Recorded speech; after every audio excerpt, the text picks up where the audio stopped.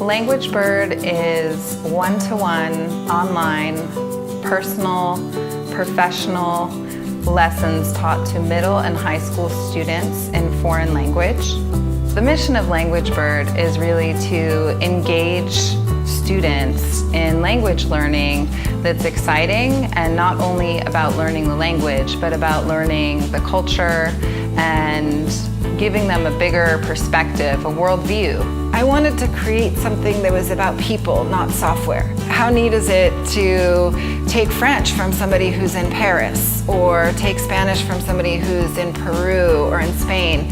When you live in an age where you can connect via video chat and you can see someone anywhere in the world and have a connection with them and talk in real time, why can't we do that for our students?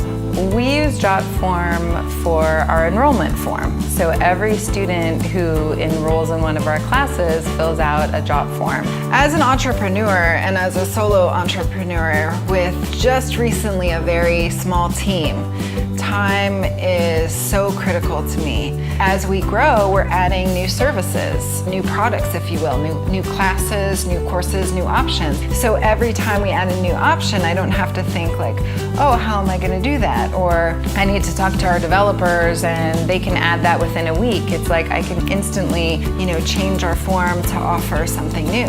I'm really able to save time on both sides. On our side as administrators, but also on the parents' side, so that I can just read their form that comes in, really know what they need and what kind of teacher to set them up with and when they want to start their class. Jotform also is really key to my business because it's the way that I take payments, the way that I take tuition for my courses. So it really allows me to very much customize my business in terms of both information that I'm requesting from my students as they enroll, as well as in terms of payment. So it really legitimized the school and the business in a very unique way, because it felt like I had power over changing that very important aspect of the school. We are Languagebird in Los Angeles, California, and we use Jotform.